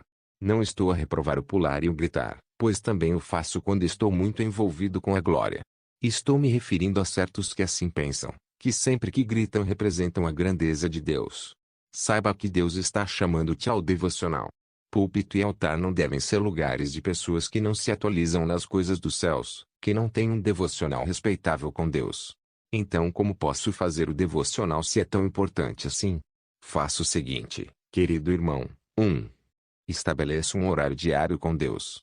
Os melhores horários são nas madrugadas, tipo assim, comece com 1 hora, depois avance para 2 horas, vá crescendo aos poucos até conseguir ficar 4, 5, 6 horas no devocional.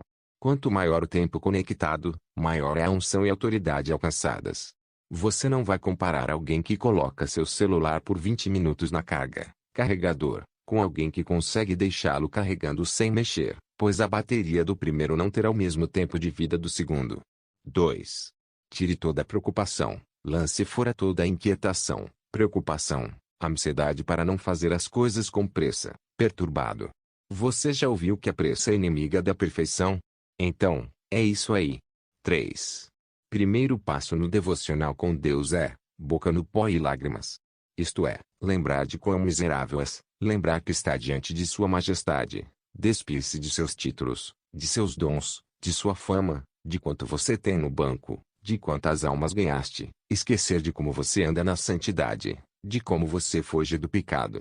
Nesse momento você é pó, porque está na presença de um grande e poderoso Deus para prestar contas, para se humilhar, para se rebaixar, para ser o publicano na oração e não fariseu, para chorar, lembrar até dos pecados que você não sabe, confessar um por um, chamar cada pecado pelo nome, reconhecer que teu orgulho deve ser abatido, aceitar passar pela casa do oleiro, ser quebrado.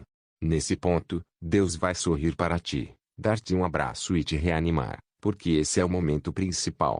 Se você tiver este momento mal feito, o teu devocional vai cair por terra e tudo quanto tu devias alcançar durante este tempo. Tenha cuidado com esse momento. 4. Então, entre em momento de louvor, adoração, pois agora você está santificado, renovado, purificado no fogo, está brilhando. Exalte a sua grandeza, louve o seu nome, adore a sua face, pois neste momento o Espírito chegará para criar em você um elo de intimidade, e nessa intimidade você se sentirá eletrificado com seu poder, pois a adoração é o caminho da intimidade com o Senhor Jesus. 5. Intercessão. Então você já está abastecido por ter levado esses dois quesitos com toda seriedade. Agora, você lembra dos outros, tanto para intercessão familiar, territorial, nacional, internacional. Já falamos de tudo isso nas páginas anteriores. 6. Por último é a meditação. O que é meditação? Não se aparte da tua boca o livro desta lei, antes medita nele dia e noite, para que tenhas cuidado de fazer conforme a tudo quanto nele está escrito, porque então farás prosperar o teu caminho, e serás bem-sucedido. Josué 1:8. Pelo contrário, o seu prazer está na lei do Senhor, e na sua lei medita de dia e de noite. Salmos 1:2. 1. Definição da meditação. A meditação é mergulhar na palavra de Deus como se fosse um rio e se deixar morrer nela até que reviva totalmente transformado, por meio dela. Logo, já não sou eu quem vive, mas Cristo vive em mim. E esse viver que agora tenho na carne, vivo pela fé no Filho de Deus, que me amou e se entregou por mim. Gálatas 2:20. B. Meditação é mastigar a palavra de Deus, engolir ela, dormir nela, dar atenção a ela, abraçar ela, ter a palavra de Deus como tua melhor amiga. Meditação é namorar a palavra de Deus, é pensar na palavra, recitar a palavra, estar na palavra, andar de mãos dadas com ela, e materializar a Bíblia em tua vida. C é juntar a palavra com o Espírito, rema. D é consultar a palavra em cada decisão a tomar em tua vida. E é buscar uma palavra de Deus, depois escrever em um caderno para entregar ao povo, à igreja, como o profeta Moisés. F é amar mais do que comida, como Jesus na tentação de transformar pedra em pão. 2. A importância da meditação na palavra. A sua casa estará sobre a rocha. Mateus 7:24-27. B. Estará seguro, não terá medo de nada. Salmos 78:53. C. Andará em total santidade. Salmos 119:11. D. Não estará anêmico espiritualmente. Mateus 4:4. Nota bem, pessoas que não meditam são enganadas pelos espíritos de adivinhação ou espíritos de familiares. Pessoas que não meditam são levadas por todo tipo de vento de doutrina. Pessoas que não meditam andam de igreja em igreja. Pessoas que não meditam não são dirigidas pelo Espírito Santo. Pessoas que não meditam não vivem muito tempo firmes em Cristo. Porque a meditação é um portal para conhecer a Deus através da palavra. 3. Maneiras de meditação. Primeira maneira. 1. Encontrar um tema. 2. Encontrar os textos bíblicos. 3. Introduzir o tema nos textos. 4. Desenvolver o tema nos textos. 5. Conclusão. Pontos fortes. Rever o que você já tem aplicado e quais são pontos fortes na meditação. Pontos fracos. Identificar as debilidades que ainda existem para seguir o caminho, segundo a meditação que está a fazer. Aplicação prática. Decisão para melhorar os pontos fracos.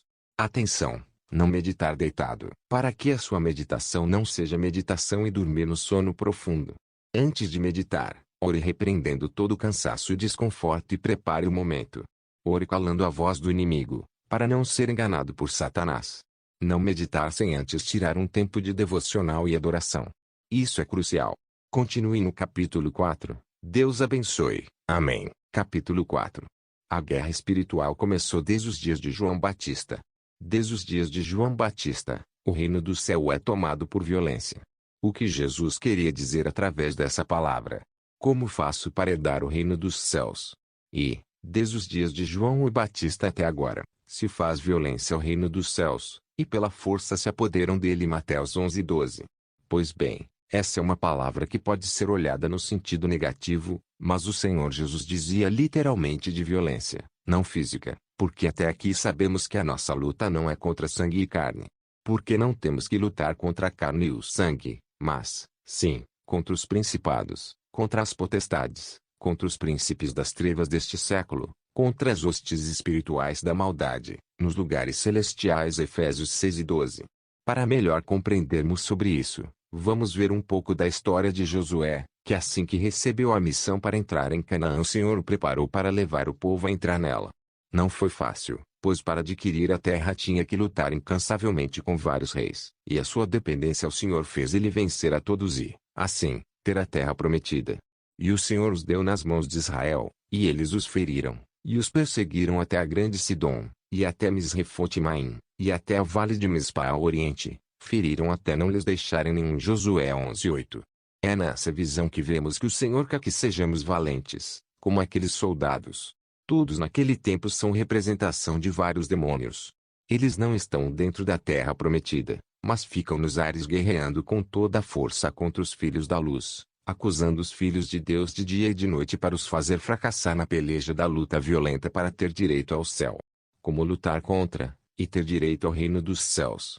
Se disseram para ti que entrar no céu é de bandeja, é só aceitar Jesus, deixe-me te dizer que tens sido enganado.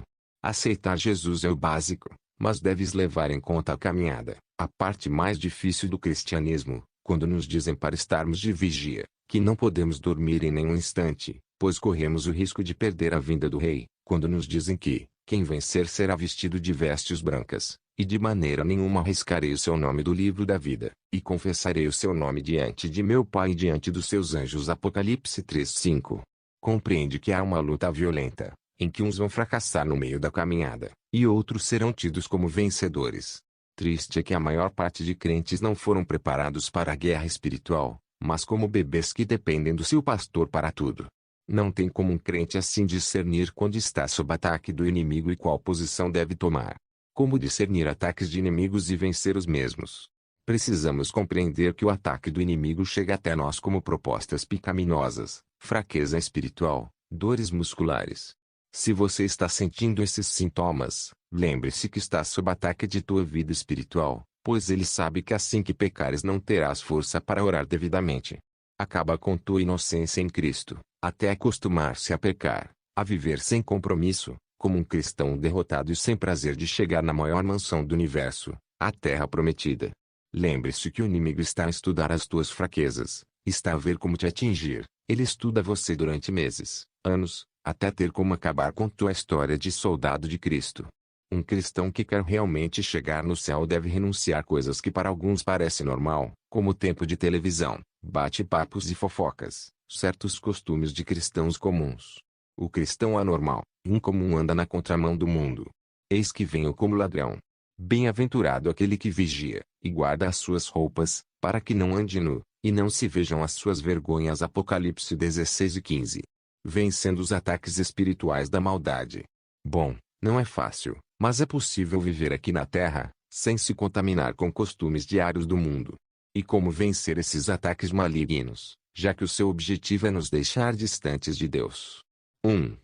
Você deve orar todos os dias, mais do que comer ou qualquer outra coisa. Oração gera unção e isso ajuda-te a estar na proteção divina. Quem parou de orar, perdeu na batalha. Não estou dizendo orar quando vai dormir, estou dizendo ficar de joelhos, orar para se deliciar na presença do Senhor. Orar sem cessar. 1 Tessalonicenses 5:17. 2. Deves meditar na palavra de Deus todos os dias sem falhar.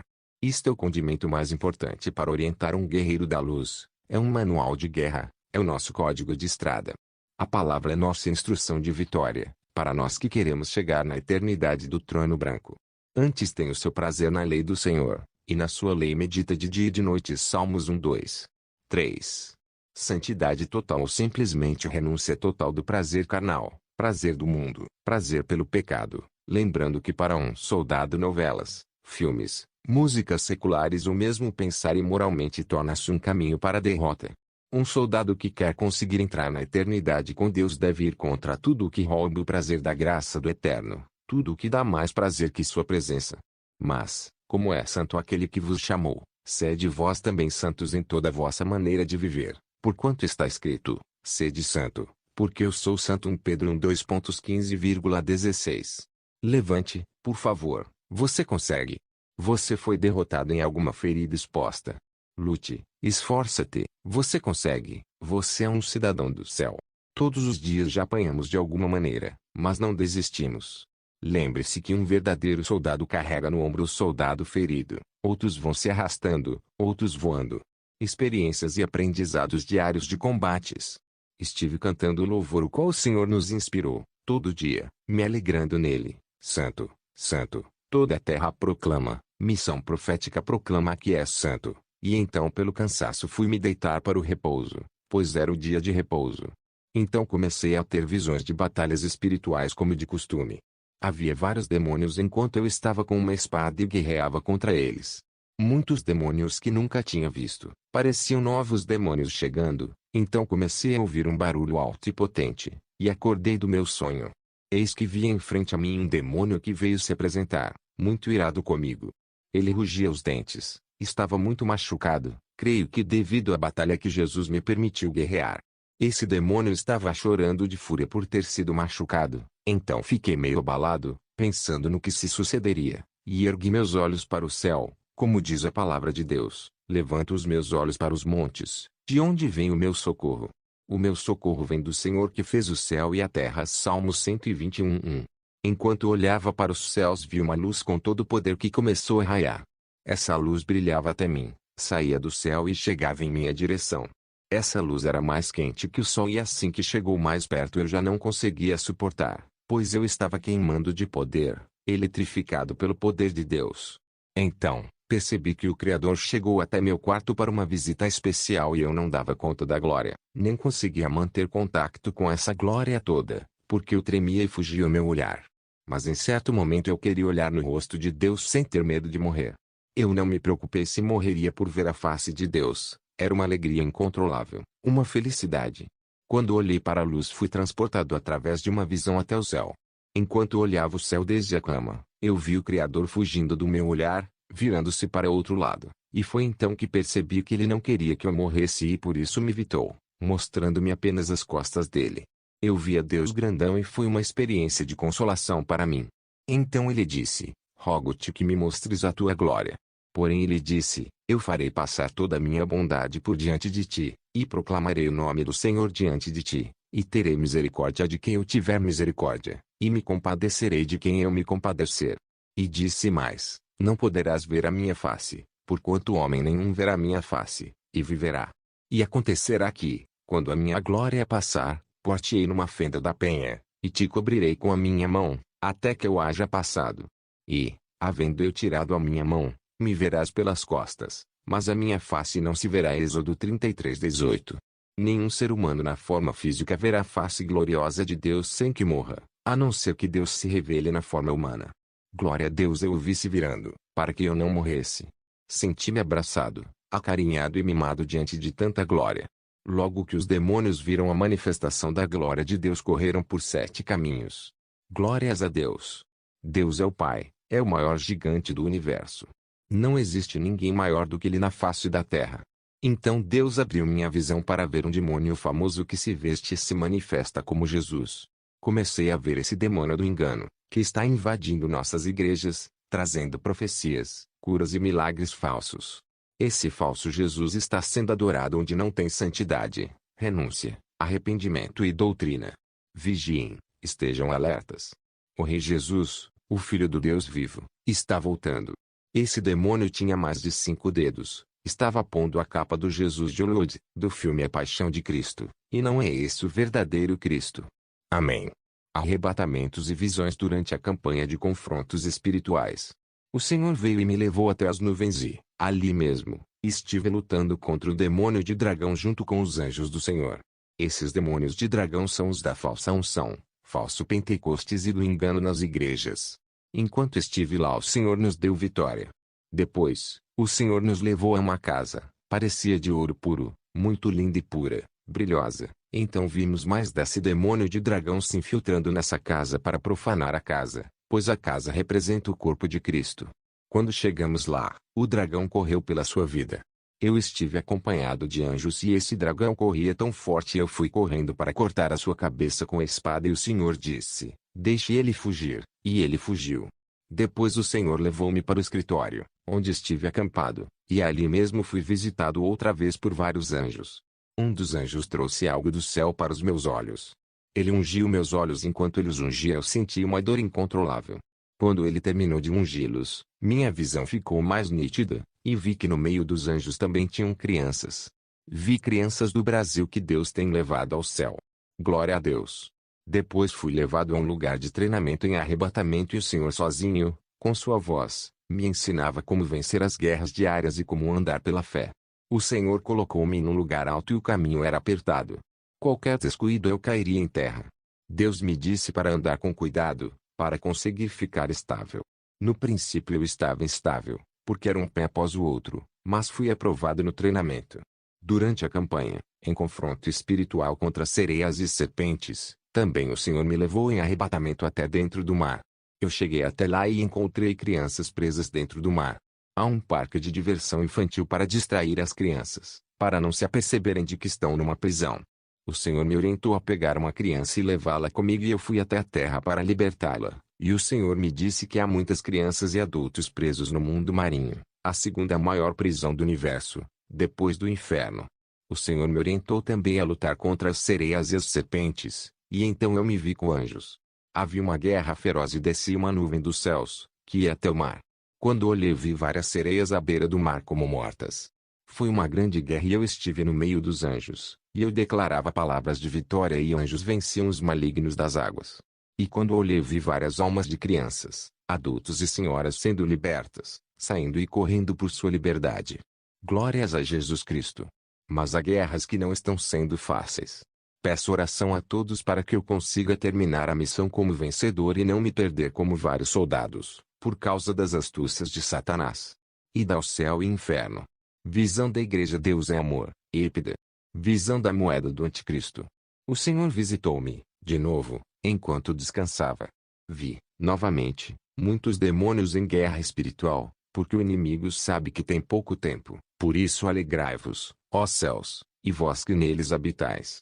Ai dos que habitam na terra e no mar, porque o diabo desceu a vós, e tem grande ira, sabendo que já tem pouco tempo. Apocalipse 12:12. Por causa do nível da guerra eu disse a Deus, Pai, pode levar-me aos céus? Não quero ser ferido. A guerra que estou a passar é muito grande. Devido a numerosos demônios contra mim. Sei que me guardas, mas quero descansar, sendo que já fazia um tempo que o Senhor não me visitava e eu queria ir aos céus. Orava para Deus me levar. Então, fiquei diante de uma visão enquanto dormia. Era o jardim dos céus, o lugar das maravilhas. Ficava admirando toda aquela beleza. Estava perdido ali, porque eu dizia, Senhor, eu quero te ver outra vez. Foi quando os anjos vieram me buscar para chegar a esse lugar de maravilhas, o jardim dos céus. Havia muita luz e plantas, as flores eram muito lindas. O Senhor mais uma vez se mostrou para mim ali, com glória e poder, e eu não suportei. Me prostrei e a luz estava brilhando diretamente ao meu ser e a luz ficou como flashes de luz.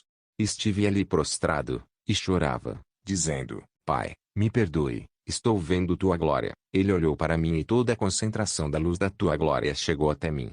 Eu me senti miserável, indigno, incapaz, não suportei tanta glória de Deus. Ele é lindo, é belo, ele é santo, ele é amoroso, ele é querido, que saudades. Eu abaixava o rosto, e só dizia, Pai, me perdoe, pois não mereço